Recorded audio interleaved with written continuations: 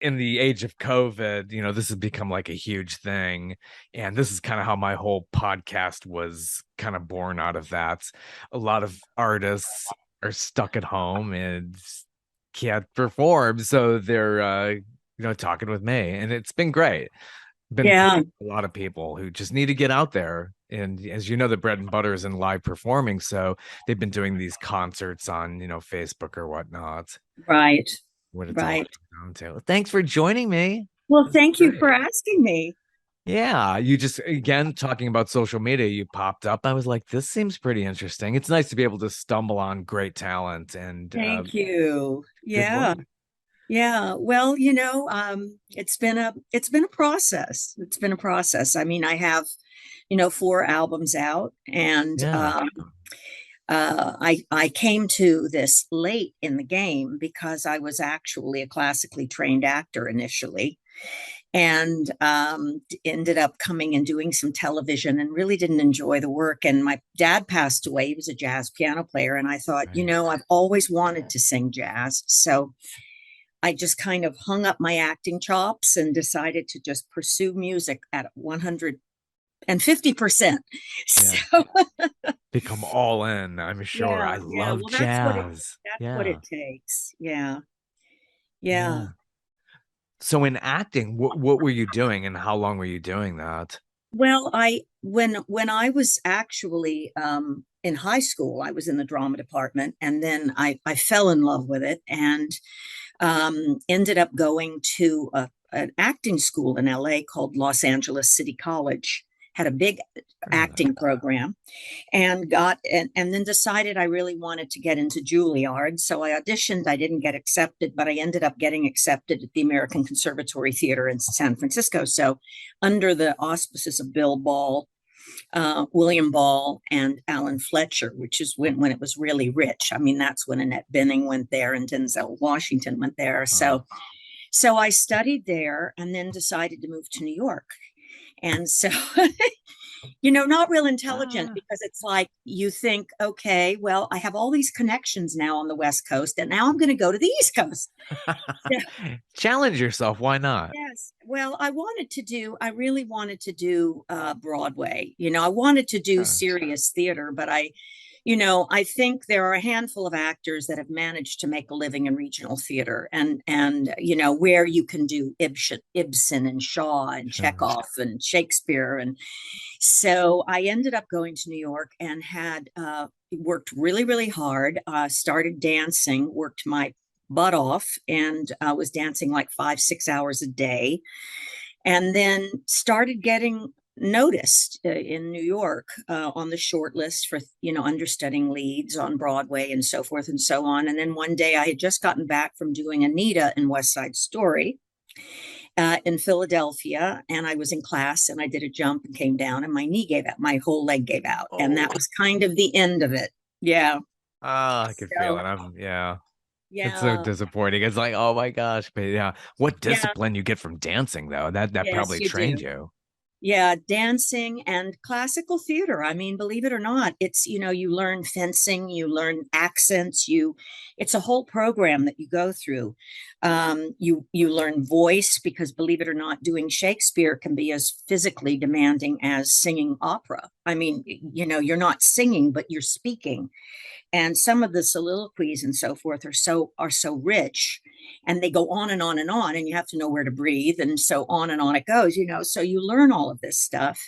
And I'm glad I spent time in New York. And when that happened, I thought, at that point theater was going through a really kind of depressed time, and a lot of theaters were dark, there wasn't a lot of work, and I thought, maybe it's just time for me to move to Los Angeles, because my mom was out here. And so I moved out here. I'm originally from Miami. I was born and raised in Oh wow. Miami. Wow, you're Yeah. everywhere. Yeah. Yeah. For Well, those who don't know, yeah, it's like the you from Miami. triangle, right? Yeah, Wow. I know. Yeah, it is a Uh, triangle. Yeah. yeah, yeah. So my dad was a jazz piano player, and he lived in Miami, and that was the place to be back in the heyday, right? Because he worked with everybody. And my mother, when they got divorced, my mother moved out here. So, you know, I so I came out to LA, and back to LA and decided to, pursue some TV, and did a little bit of TV, and hated the work, just really hated the work, because TV is really a producer's medium. And I think now it's really different. I mean, the quality of television, we are like in a golden age of TV now in terms of the characters, the character Yeah. development, the writing, the production value. It's really almost like film. It is, and it But looks like it too. Yeah, if you yeah, if you look yeah. at the quality, the Netflix shows and Apple TV. I mean, it's everywhere. There's so Have many you streaming watched services. Perry Mason? Have you Yeah, I watched love it. Oh my gosh. He's and amazing. Terrence Blanchard, who's writing the music, knocks it out of the ballpark. I mean, I'm just so impressed with his work. I mean, he's won like what, 5 Grammy Awards and so forth. But anyway, so Yeah. that's the story. And so I just decided, maybe it's time to really use my voice, because it's always been a natural thing that I've had. And of course, I studied with a lot of great teachers. I studied voice, because I have a big voice, and so I had to learn to maneuver it. Yeah, it takes that kind of So training, and yeah, yeah, how you're yeah. I mean, it projecting. was never opera. I never studied opera. I almost Mm. wish that I had gone into music out of high school. But, being a rebellious kid, I'm like, no, my parents are in music. I don't want to be in music. I'm going to be an actor. I always do opposite of the Yeah, parents. I have a I daughter. It's know, like right? go the opposite way. Like, oh Right. my gosh. So here I am. I hired. I When I decided to do this, I went to Vibrato Jazz Club, which is Herb Albert's jazz club out here.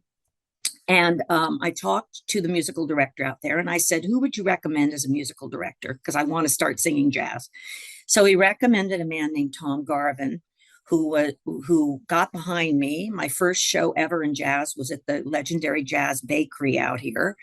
And we recorded Dangerous Liaisons, which was my first record. And then Tom passed away, unfortunately. He got colon cancer. And so Kim Richmond, who was in my band, kind of stepped in, and Tom had said you should look at Kim, because Tom knew he had, he went through all of that, and I was kind of his medical legal advocate through that, because he didn't have any kids, he didn't have a wife. And he asked me, he said, would you be willing to help me through this? And I said, yeah. So Kim came in, and we did what we've termed as a jazz noir album called Restless, was my second. And then I kind of decided, okay, I want to really break out and do something different. So I decided my third album was called The Arrangement. I don't know how familiar you are with all this work, but the arrangement, I thought, okay, I'm going to really focus on the arrangements of there were 5 arrangers that I wanted to work with. And I said to them, look, you guys, these are the songs I think would be right for you to arrange. Yeah. Go wherever you want to go with this creatively. And then, they did that. They wrote out the arrangements. I worked with them before going into the studio. And then I said to them, hire whatever musicians you want to hire for your sessions. So we did that. And the arrangement came out. There were 3 originals. I did write 3 songs on the album. And so, as you're an artist and as you journey through all of this, as you grow, you begin to look at things, you begin to want to try new things. You don't want to for me, I don't want to just stay in the same lane. It's good to reinvent yourself. How many great Yeah. artists have done that? And I just love that because their catalog is so much more varied. The arrangement came out Yes. about 6 years ago, and it has gotten some notice in jazz circles. I noticed that. Yeah. Well, it was interesting because there were 14 songs, and there were songs on there that don't get recorded a lot. I mean, I recorded Guess Who I Saw Today, which now Samara Joy is having a big hit with. And I don't think anybody I know. I saw her the other night. Yeah. It was at the Grammys. She was nominated. Well, she Yeah. was at the Grammys. Yeah. Oh Were my you there? gosh. No, I wish I was, but I Yeah. was reading Yeah. up on it. I stumbled on her. I looked her up on Amazon Music and was mesmerized. Yeah. What Yeah. an Well, amazing. she was out here just last Sunday with the John Clayton Hamilton Orchestra. And so I got to see her Sunday night. So yeah, but the arrangement, there were songs like Guess Who I Saw Today, and I did a product, we did Eleanor Rigby, which Yeah. nobody has really recorded in many years, and we did a very different take on it. And yeah, so I'm very proud of that album. And then I decided to do almost a completely original album and wanted to, the arrangement was very big. It had horns, it had lots of instruments in it. And that tends to be my wheelhouse. The more sounds, the better. Your wall of sound, I yeah. know, I know. But I thought, maybe it's time to just really strip it down and do something that's a little bit more, just more, not honest, because everything I've done is I try to make as real and as heartfelt and honest as possible. But this particular album, I wrote these songs and I wanted it to be really, just, I don't even know what the word is, just to keep it really honest and simple. I didn't want it to have a lot of bells and whistles, right? Yeah, more And organic. yes, more organic. That's the word I'm looking Yeah. for. And so we didn't even have there was only two songs that were arranged uh, on the album, which is Red Velvet Rope, and then the Leonard Cohen song I do on the album, which is Boogie Amazing. Street. Nobody's Yeah. recorded Boogie Street. That's amazing. Yeah. What the greatest. Leonard I Cohen. know, My I gosh. Does it know, get any I know. better? He's one of my real influences because his writing is so interesting Yeah. and complex. And but everything else, we just went in the studio and I brought in, really great players, and I said, okay, guys, let's just find this here. And it was a little bit risky to do that because all they had was a lead sheet, and we kind of found our way through it. And so we did end up with a really organic album. It doesn't have, I didn't challenge my range. I didn't go up really high, and I didn't want to do any of that. I wanted it to just be the stories, right? So that's kind of, what I've done to this point. And Really nice and personal, and you got a great cast of characters on this project as well, which came out yeah, what last fall? it came out last May, and it was on the Last May. Grammy ballot. It didn't get a nomination, unfortunately, but we're working toward it. I'm in a brewing period now where I'm trying to figure out what I'm going to do. I'm going to go back in the studio next year and record another album, and I want it to be original material. So just not sure what I'm going to do. Yeah, yeah, it'll strike you when you least expect Yeah, it, I'm figuring it out. Yeah. Yeah, yeah. I talk to a lot of artists, and it's like it's so great to have the smartphones. They just pull over to the side of the road. Got a great lyric here. I can get it in the I phone. We know. don't have to drag the notebook around anymore. I know. Well, it's really the way it is. You see something or hear something and it inspires you to write about it. And then it's kind of sitting down and doing the work and figuring out, it's tricky when you write because you want the story to resonate. You want it to resonate inside of you, but you also need it to resonate with the listener, because if what you're writing about doesn't isn't universal enough to really reach the listener, then nobody's going to care about the work, right? I mean, Yeah, it's a tricky thing to find something that's personal to you that also really matters to a lot of other people too, you know. yeah.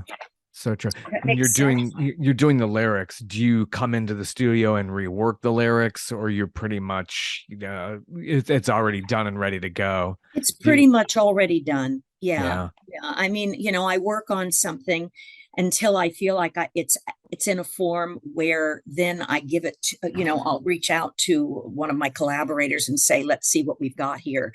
And then sometimes what they'll do is they'll say, well, we need to move this around a little bit for the melody. And then I'll go and, I'll switch out a couple of sentences or move a few things around, so we kind of collaborate that way. But usually by the time we get to the studio, it's ready to be recorded. Yeah.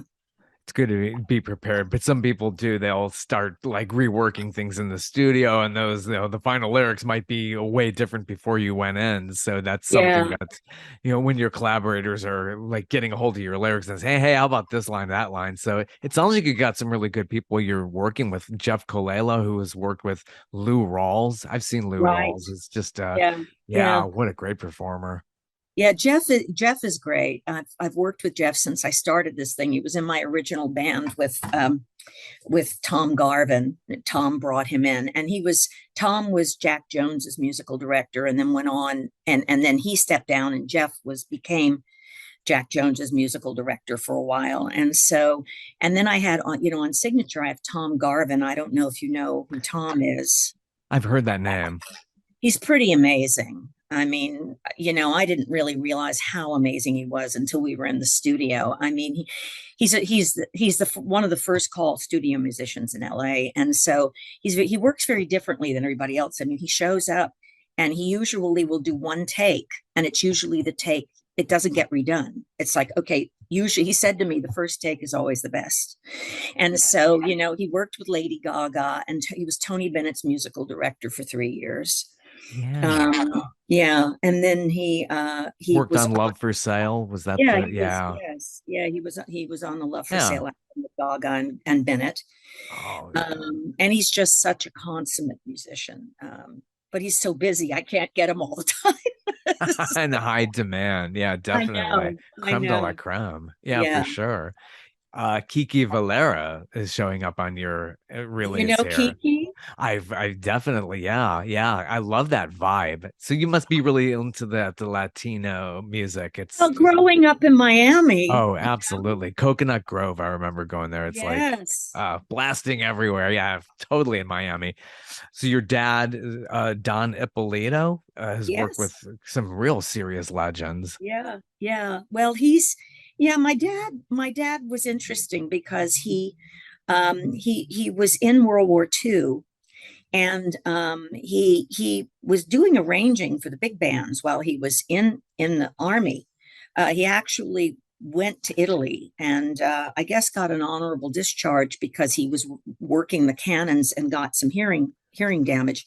But when he came back, he was really in love with Duke Ellington, and so he told me a story where he saw Duke Ellington when he was a boy.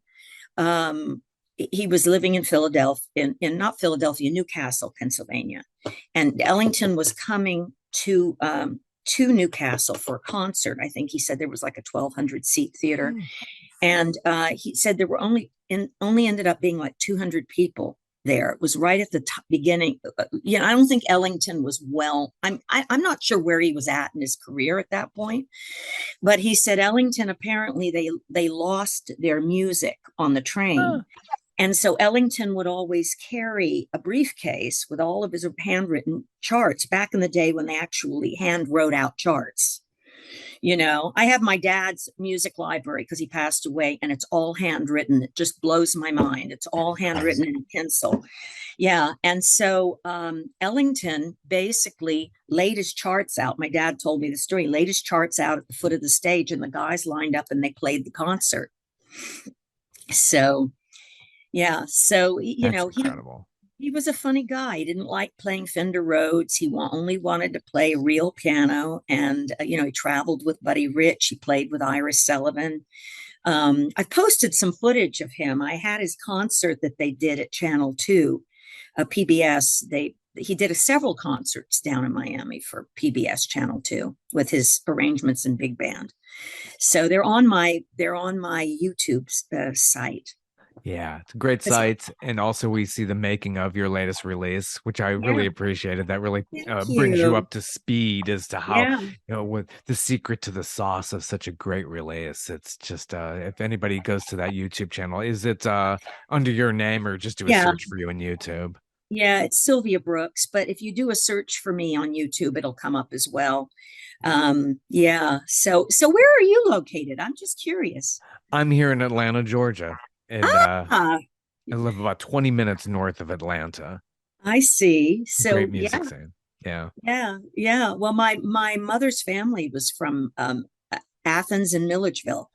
Yeah, Athens is not Yeah. terribly I far spent a from lot of me. summers in Georgia as a little Ah, girl. Yeah. nice, hot and humid for sure. Yeah. And I love the red dirt. Love the Ah, red dirt there. Amazing. yes, yes. And it stains everything. I hate doing yard work. It's like it's Does it? everywhere on you. Oh my God, my socks are stained forever. There's so much mud I It won't come walk. out. I don't Yeah. remember that. Oh, That's it's funny. terrible. It's terrible. I grew up in Cleveland, Ohio, and I've been here now decades. I hate to give away my time here, but yeah, it's quite a change from the Are North you a Coast of Ohio. musician? Are you a No, musician? no. I'm more into video production. My day Oh, job, I'm a video editor producer, and I work for CNN cable news network. oh, That's cool. that are Cool. the headquarters here still, but we Yeah.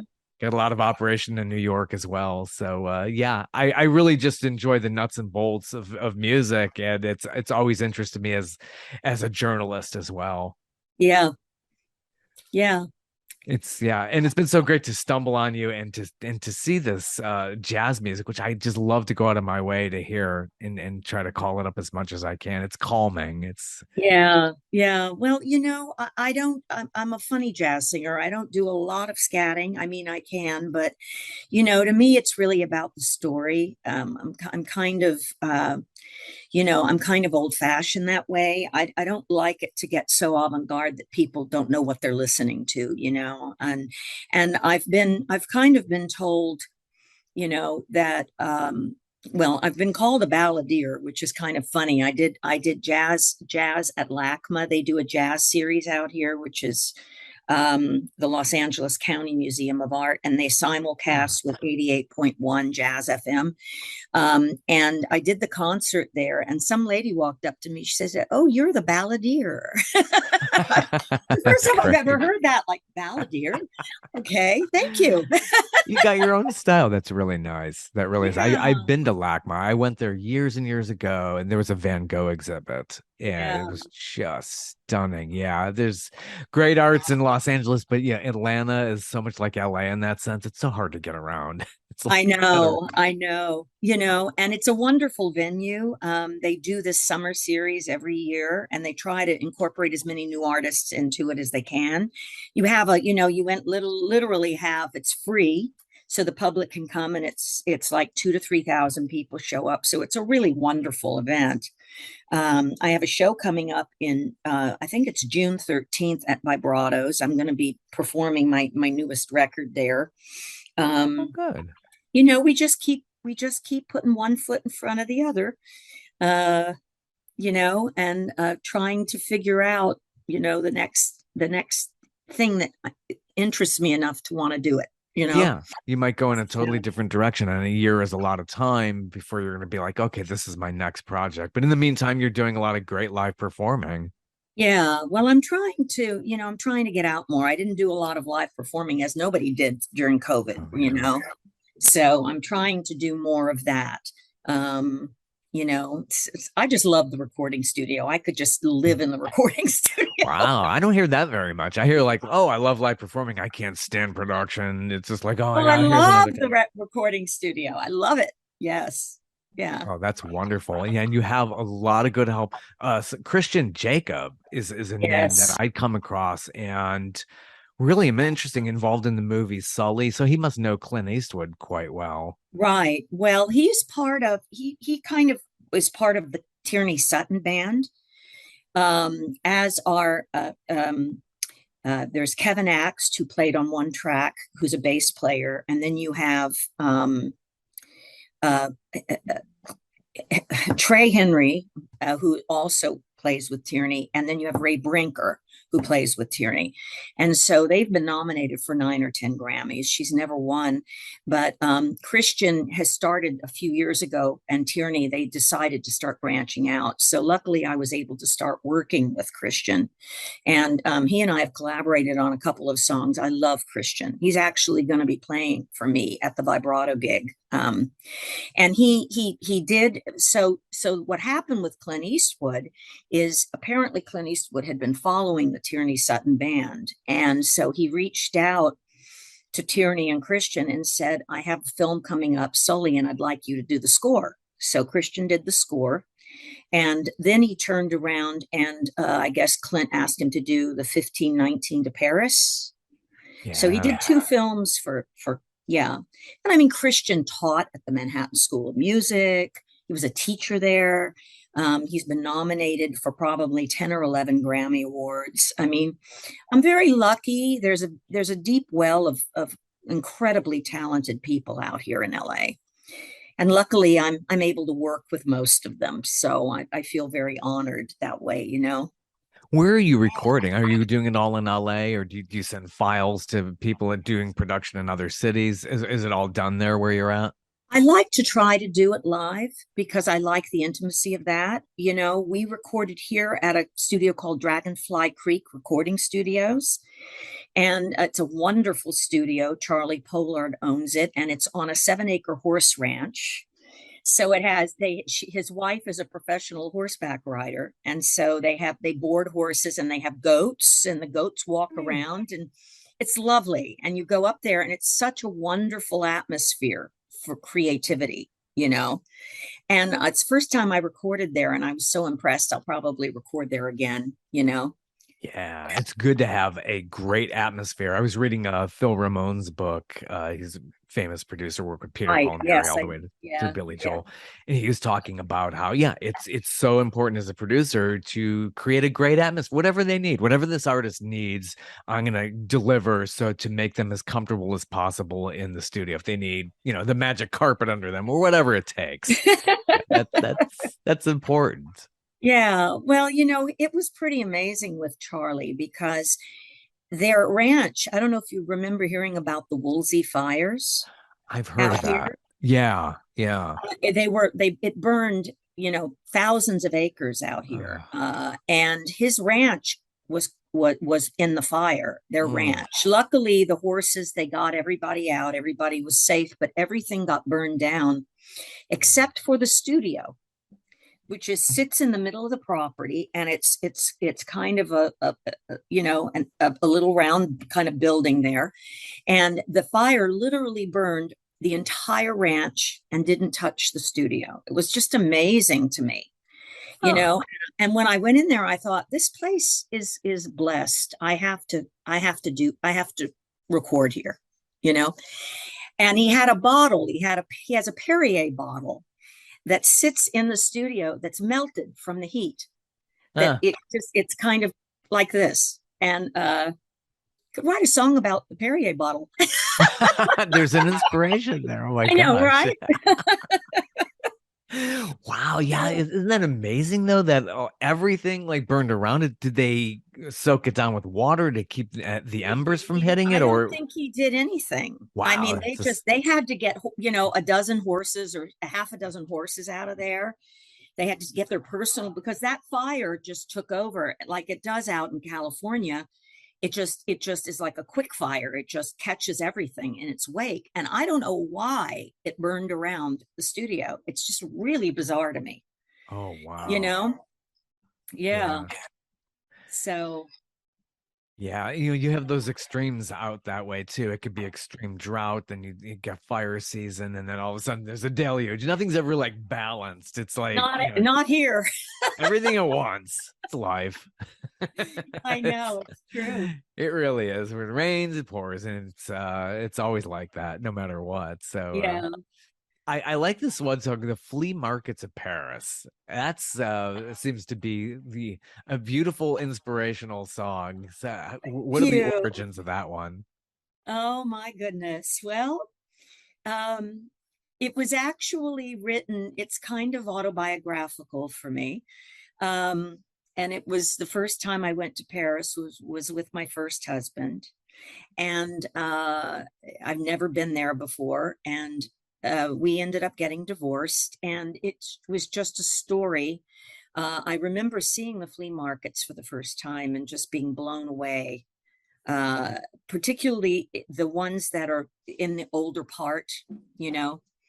And for some reason, I wanted to write a song about it. You know, the fact that some things glitter and some things are old, you know, and everything has a story. So it kind of, I tried to tie it into my first experience of being there and the love that I felt at that time, and then how everything changed. So, and I remember when I don't know if you've ever been to the flea markets I in have. I Paris. love Paris. I went there You with know what I yeah, a mean? wife ago or so. Yeah. Back to the Well, mid 90s. and so, right? I mean, Oh you look yeah. at something and you say to yourself, what is the story behind this Mm, old piece of furniture, and I was true. amazed with the people that work there as well. I mean, they're old and cratered and they smoke like fiends, and it was just such an interesting little piece of life. So that's Yeah. that's why I wrote that. I know Yeah, you got to have that accordion on there. David I Lynch on. know. Oh my gosh! I mean, if you're doing anything about Paris, you got to get that classic accordion Well, sound. that was Christian's idea. He said, I want to put an accordion in here. So Yeah. I said, how do you see the song? And because he and I collaborated, we co-wrote it together. And he said, well, I see it just very simple with a piano, bass, and accordion. Because he's from Sounds- there. He's from Paris. He's from France. So, I didn't question him. I'm like, well, he's the master and he's from France. So he knows what to do. it's just such a different attitude and culture, and it's something to a fault as well as what we're seeing there with the protests and everything about raising the retirement age. I It's know. not surprised really. It's just that's the French. Yeah, yeah. I regret that I never got to spend any time in the countryside. I've never been Yeah, to the French countryside. I'd I've love to been go to, back. Yeah, yeah, yeah, me too. I've been to Italy. I've been to the Italian countryside, but never France. So one of these days. yeah. Should definitely go back and be Yeah, inspired. And yeah, you yeah. never know what songs you're going to come up with. I'll do a French album, right? Even though I don't Yeah. speak French. You got yeah, then you get a French tutor and you try to sing Yeah, I something in know, French. right? Hey, the Beatles tried that. It's funny. Billy Joel always ends up in my podcast somehow. I always have a reference. And he did a song in French and then he performed it over there and they were like, what the hell is he talking about? It's like, he's like, my Well, French is awful. And I even had training. Oh my gosh. I know it's hard. I mean, I did Besame Mucho on the arrangement, and I do it in Spanish, and I don't speak Spanish, so I had to sing it phonetically. And I must have had a half a dozen people listen to it who speak Spanish and say, "Okay, is everything right?" And we'd go back in, and I'd lay it in again, and I'd work on that pronunciation. It might take me 3 or 4 takes to get it right. But yeah, so I just wish I spoke Portuguese because I love Brazilian jazz and I don't speak Portuguese. My next door neighbor does. I got to give a shout out to him. He's from Brazil originally, Yeah. and the Oh, family yeah. moved to Boston. So yeah, he knows fluently. He's recently, a couple of years ago, he spent some months in Brazil, and yeah, what a unique culture that is, and to hear that I know. language. I love Brazilian jazz. I just love it. I wish Yeah, I wish I could do it. And I think I have a voice. I have the right kind of sound for it because it's a very smooth kind of but it's just to speak Portuguese. I don't even know where I'd begin. Maybe I'd get that app. What is it called? They're advertising. Babel is it? Babbel. Yeah. You do that before, I wish I only had this before I went to Paris or I went to Rome. It's like I wish I, knew more about the language. I always went in the off season. So I think they were a little bit nicer to tourists because it wasn't like a flock of I know. Americans. Well, France is awful. Paris is really awful. They You know know, it and they have no to patience for Americans. it. I know. I know. I understand that. I could get that. Yeah. Yeah. I like this song, Cry Me a River. What is the instrument that starts it? I love that sound on Cry Me a River. I think it's a flugelhorn. Is that what that is? That's I think so. it evokes, oh, I don't know. They use that a lot in like TV shows and stuff like that. It's yeah, it's got a real character to it, flugelhorn. Yeah. I think I remember it being used quite a bit, like the Streets of San Francisco or something like that was always using Well, that. it's very noir. It's a very Yeah. noir sounding instrument. And actually Ron Stout is the flugelhorn player on that cut. And he's an amazing he's a funny guy. He doesn't have an email. whenever you can't, Maybe that's good. I don't know. yeah, Stay off the grid. I'm like, Ron, are you available? I can't get in touch with you any other way but to call you.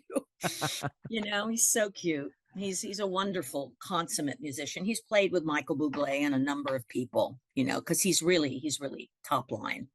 I think flugel and trumpet are really his specialties. So Yeah. yeah. So as far as live performing goes, do you plan on like getting out of the LA area? I mean, maybe not doing like a full tour or anything like that, but just in performing in different places? Yeah, I'm thinking about New York. I think I have to come to New York more often and start singing at some of the jazz clubs there because, New York is really kind of the jazz capital of the country. And, I'm very connected out here, but I think I need to start making more inroads out in New York, in Manhattan. So that's my plan. I don't have anything lined up yet. I'm working on I'm speaking to a new manager potentially to see what comes of that. Touring is hard because you have to, particularly with me, because I tend to have more instruments on everything I do. I don't just work with a trio. So, all of my arrangements are pretty complex. They have a minimum of like 5 pieces, and they can go up to 8 or 9 pieces. So how do you bring the authenticity to what's on the record with a trio, Yeah. And it can be tricky. So, but we're looking into it. I mean, doing signature on June 13th at Vibrato is going to be tricky because one song has 3 horns, another song has 2 songs have 2 cellos. I have somebody who rap on Red Velvet Rope who is a bilingual rapper, so he raps partly in English and partly in Spanish.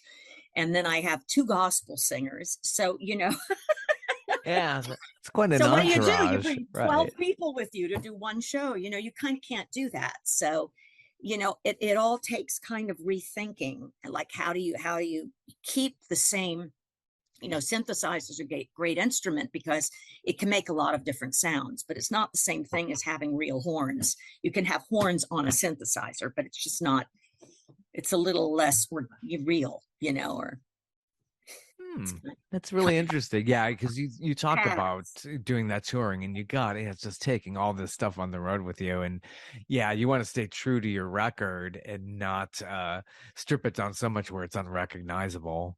Right, exactly. Exactly. So, I'm going to be talking with Christian about the 13th soon because he's going to be my musical director on that. And we're going to figure out what instruments do we need to bring in? Do we need 1 cello and 1 horn and supplement in a synthesizer so he can fill it so it doesn't just sound like 1 horn, it can sound like 3 horns. So these are the kinds of things you have to think about. And for some reason, I just keep doing this to myself. I just keep adding more and more instruments to these albums. They get hard. Digging the rabbit hole even more now. I Yeah. know, right? It's true. Got to get a little smarter in that, Yeah, it's like, wait, I might have to play this live, and I'm not Yeah. sure if I want to do this. So yeah, and then the videos on your YouTube are great too. So some of these are Yeah. like done in black and white. They evoke that film noir thing that you were talking about, Yeah. and the femme fatale character. So you're bringing some of your acting chops into that as well. Well, I actually have a script that I've had developed called Jazz Noir, which I won't go into detail about it, but it's interesting watching Perry Mason because there's a lot of that in it, and it's a stage piece. It's for performing arts centers, so more to be continued. Yeah. Because I don't want to give away too much on it. But it's a complex piece because it's going to have projections of actual film noir footage and things like that, that brings people back in time as opposed to watching it as an objective audience, so they feel like they're actually back in the 30s experiencing this. So that's in the works. Really cool. Yeah. Wow. Well, It's wonderful to speak with you. Thank you, Really, Bob. really interesting stuff. And you got a big date in June of Yeah, June 2023. June 13th, I think it is. Yeah, it's coming up. Um, it's a hard room to get into. They're booked, booked, booked, booked, booked. Everybody wants to perform there. So I have this, it'll Oh, be on my website. I'll have it posted on sylviabrooks.net. good. And, if you decide to come out to LA, let me know. I I'd would love to love meet to. you in person. I would. I've got some family out there, cousin in Westlake, another one in Malibu, and my aunt is still out there too. I think in Yeah, Westlake near my cousin. So I Westlake is beautiful. love visiting the valley and Yeah, just oh the beaches, all that fun stuff. yeah, Yeah. yeah. So maybe we'll see you in June. Love to see you. Love to see Yeah, you. Well, thank you yeah. Well, so thank you so much. much, Bob, for reaching out to me. This has been a blast. I've really enjoyed talking to you. Absolutely. What a pleasure. Take Yeah. care. Okay.